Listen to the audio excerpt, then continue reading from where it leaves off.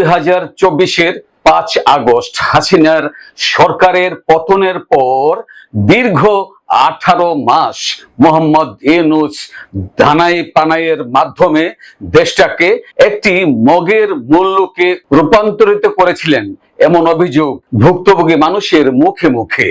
অবশেষে গণমানুষের চাপের মুখে 12 ফেব্রুয়ারি 2026 13তম জাতীয় সংসদ নির্বাচনের মাধ্যমে জাতি 18 মাসের দুঃশাসনের যন্ত্রণা থেকে হাত ছেড়ে বাঁচেন। আর একটু হলে বাংলাদেশ নামক দেশটা একটি রহস্যময় ব্ল্যাক হোলে হারিয়ে যেত কিনা এটাই শঙ্কায় মানুষকে কাঁপিয়ে রেখেছিল।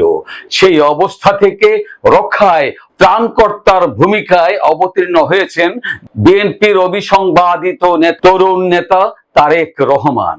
গত 17 ফেব্রুয়ারি তারেক রহমানের নেতৃত্বে নতুন মন্ত্রী পরিষদ গঠনের পর 18 ফেব্রুয়ারি জাতির উদ্দেশ্যে রাষ্ট্রীয় ভাষণে গণপ্রজাতন্ত্রী বাংলাদেশ সরকারের নবনির্বাচিত প্রধানমন্ত্রী তারেক রহমান ঘোষণা দেন, আইনের শাসনই হবে রাষ্ট্র পরিচালনার শেষ কথা। দলীয় কিংবা রাজনৈতিক প্রভাব, প্রতিপত্তি অথবা জোর জবরদস্তি নয়, আইনের শাসনই হবে রাষ্ট্র পরিচালনার শেষ কথা। একই সুরে কণ্ঠ মিলিয়ে নতুন স্বরাষ্ট্রমন্ত্রী সালাউদ্দিন আহমেদও মিডিয়ার সামনে জানিয়ে দেন স্পষ্ট ভাষায়, আজ থেকে বাংলাদেশে মব কালচার শেষ। বাংলাদেশে মব কালচার শেষ। মব কালচারকে কোনোভাবেই আর উৎসাহিত করা হবে না। দুর্ভাগ্যজনক হলেও সত্য, মাত্র 2 দিন যেতে না যেতেই মব বাহিনী আবারও সমহিমায় আবির্ভূত। 21 ফেব্রুয়ারি ভাষা শহীদদের বেদিতে পুষ্পস্তবক অর্পণ করতে গিয়ে মব সন্ত্রাসের কবলে পড়েন জাতীয় পার্টির নেতৃবৃন্দ।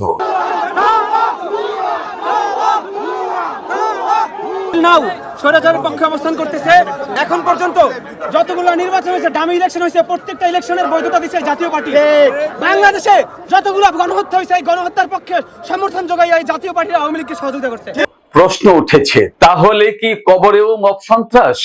রেহাই পাননি ডেমোক্রেটিক লীগের প্রতিষ্ঠাতা ভাষা সৈনিক প্রয়াত অলি আহাদের কন্যা 13তম সংসদের নবনির্বাচিত সাংসদ ব্যারিস্টার রুমিন ফারহানাও। 12টা 1 মিনিটে ফুল দেওয়ার কথা, ওয়ারেন্ট অফ প্রেসিডেন্ট অনুযায়ী আমি সবচেয়ে আগে ফুল দেব নির্বাচিত সংসদ সদস্য হিসেবে। কিন্তু আনফরচুনেটলি দেখা গেল বিএনপির কিছু লোক তারা সেখানে রীতিমতো হামলা চালায়, আমার নেতা কর্মীদের উপরে হামলা চালায়, আমাকে এক পাশে মানে ধাক্কা দিয়ে ফেলে দেওয়ার মতন অবস্থা তৈরি হয়।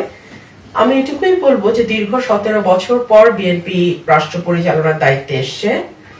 বিএনপি যদি তার নেতা কর্মীদেরকে লোকাল লেভেলে কন্ট্রোল না করে এখনই, এর পরিণতি ভয়াবহ রকম হবে। তাহলে স্বরাষ্ট্রমন্ত্রীর ঘোষণা কি শুধুই কথার কথা? আলোচনার ঝড় বইছে চারপাশে। এদিকে নতুন মন্ত্রিপরিষদ গঠনের পরপরই এক রুদ্ধদ্বার বৈঠকে প্রধানমন্ত্রীর কাছে নেতারা যে ওয়াদাবদ্ধ হয়েছিলেন এমন আচরণ করবেন না যাতে প্রধানমন্ত্রী তারেক রহমান বিব্রত হন। প্রশ্ন উঠেছে, নেতার কথা কি তারা অক্ষরে অক্ষরে আসলেই পালন করতে সক্ষম? সম্মানিত এমপি মহোদয়, আমি আজকের পর থেকে কোনো একজন সদস্যের বিরুদ্ধে এমন কোনো কথা শুনতে চাই না যেই কথাটা শুনলে পরে আমি বিব্রত হব। আমি বিব্রত হই। আর শুনে রাখেন, এমন কোনো ঘটনা, এমন কোনো কথা, এমন কোনো কাজের কারণে আমি যদি বিব্রত হই তাহলে কিন্তু তার পরিণাম খুব ভালো হবে না। তাকে শাস্তির আওতায় নিয়ে আসবো।